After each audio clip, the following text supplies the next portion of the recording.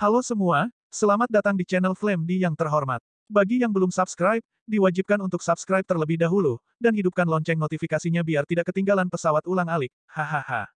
Nah, mari kita gas ke alur ceritanya.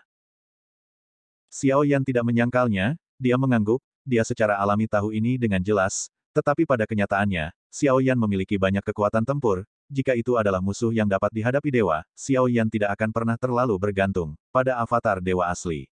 Kecuali jika kekuatan musuh sangat hancur, seperti ketika pembangkit tenaga listrik abadi muncul, kekuatan dewa yang bertarung mungkin tidak cukup untuk menancapkan gigi lawan. Xiao Yan perlu bertarung, tetapi sebagian besar musuh yang dia hadapi sekarang jauh lebih kuat daripada dewa, dan Xiao Yan merasa sangat tidak berdaya tentang hal ini. Jika bukan karena jarak yang sangat jauh, aku biasanya tidak akan menggunakan tiruanku untuk bertarung, dan aku pasti akan berusaha sekuat tenaga dalam pertarungan yang bisa dipecahkan oleh dewa. Xiao Yan berkata dengan serius, Jian Xiangyang mengangguk, dan dia juga bisa memahami alasan identitasnya, harus menghadapi musuh yang tangguh ini. Berbicara tentang avatarmu, aku merasa sedikit akrab dengan napasnya, dan sepertinya aku pernah melihatnya di suatu tempat. Jian Xiangyang sedikit mengernyit, matanya mengungkapkan pikiran. Ketika Xiao Yan mendengar kata-kata itu, dia langsung menatap Jian Xiangyang. Klon Yuanshen hampir kosong dalam hal metode kultivasi. Dia hanya tahu bagaimana menyerap kekuatan bintang untuk meningkatkan kekuatannya, tetapi hanya ada beberapa metode kultivasi dasar. Sederhana, banyak trik kuat pasti telah diturunkan, Xiao Yan tidak mendapatkan apapun dari sisa-sisa klan Qimi. Karena klon Yuanshen ada di Tuoshe, memori sisa jiwa klan Qimi telah sangat rusak, jadi tidak ada metode budidaya yang lebih spesifik. Jika ada orang klan Yuanshen lain di dunia nyata Suanyin ini, itu akan bagus, berita untuk Xiao Yan. Jika Anda beruntung, Anda mungkin dapat meningkatkan kekuatan klon dewa asli ke tingkat yang lebih tinggi. Tapi saya ingat bahwa saya seharusnya merasakannya di jurang maut. Ini adalah salah satu tempat terlarang di dunia nyata Suanyin. Tanpa kekuatan mutlak, saya tidak berani membobolnya, kata Jian Xiangyang dengan sungguh-sungguh.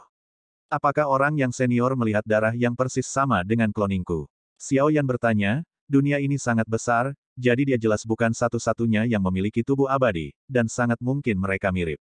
Dengan mengatakan itu, Jian Xiangyang dengan hati-hati melihat avatar Yuanshen Xiao Yan, matanya sedikit kental, dan dia tampak sedikit tidak yakin. Sudah terlalu lama, orang yang saya lihat dikepung pada waktu itu, dan itu sama seperti Anda. Tidak ada fluktuasi origin Qi di tubuhnya, dan tinjunya yang biasa mengandung kekuatan penghancur yang sangat kuat. Saya melihatnya membunuh lebih dari 10 orang, tapi aku tidak yakin apakah kloningmu berasal dari klan yang sama. Jian Xiangyang berkata perlahan, bagaimanapun, dia tidak bertarung, dan itu adalah waktu yang lama, jadi Jian Xiangyang tidak berani memberi Xiao Yan jawaban yang pasti. Apakah jurang maut itu jauh dari sini? Tanya Xiao Yan segera. Apakah kamu berencana untuk pergi? Kata Jian Xiangyang. Apa yang harus ditakuti? Mata Xiao Yan tegas, bagaimana dia bisa menjadi masalah besar jika dia tidak pernah melintasi kolam naga dan sarang harimau. Ini benar-benar tidak jauh. Dapat dicapai dalam 3 tahun dari Xiao Yuxing. Di antara mereka, ada banyak penjahat.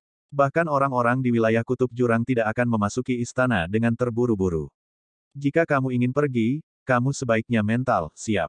Jian Xiang yang menatap Xiao Yan dengan sungguh-sungguh. Dan kamu harus berpikir jernih, kamu harus pergi ke jurang dan daerah kutub sendirian. Berita tentang keberadaan permaisuri telah menyebar, dan istana Dewa Perburuan tidak akan pernah melepaskannya. Hanya di Xiao Yuxing, kita dapat melindungi permaisuri.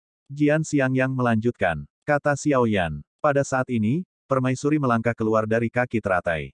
Di atas kaki teratai ada kaki panjang yang seputih batu giok. Setelah mengenakan rok halus, dia menjadi lebih gesit dan cantik. Aku akan pergi denganmu. Permaisuri memandang Xiao Yan dan berbicara dengan lembut. Permaisuri tidak diizinkan, Zhu Xiao pasti akan mengirim orang kuat ke sini. Jian Xiangyang segera memandang permaisuri dengan bermartabat, dan berkata dengan serius, semua orang maju dan mengangguk, semua setuju dengan Jian Xiangyang. Jika kamu mau, aku bisa pergi ke jubah apapun bersamamu kapan saja. Sudut mulut ratu naik sedikit, matanya bersinar, Xiao Yan juga menatap ratu, serius setelah mendengar ini. Xiao Yan tidak tahu alasan untuk menolak kasih sayang yang ditafsirkan seseorang dengan hidupnya. Permaisuri, Anda mengatakan bahwa dia adalah reinkarnasi dari kaisar. Sekarang jika dia ingin meningkatkan kekuatannya, dia harus berjalan sendiri. Tidak ada istana berburu di jurang, jadi dia harus bisa menanganinya dengan kekuatannya, dan tujuan sebenarnya dari pemulihan ratu juga untuk membantunya, itu adalah pilihan terbaik baginya untuk pergi ke tiang jurang sendirian.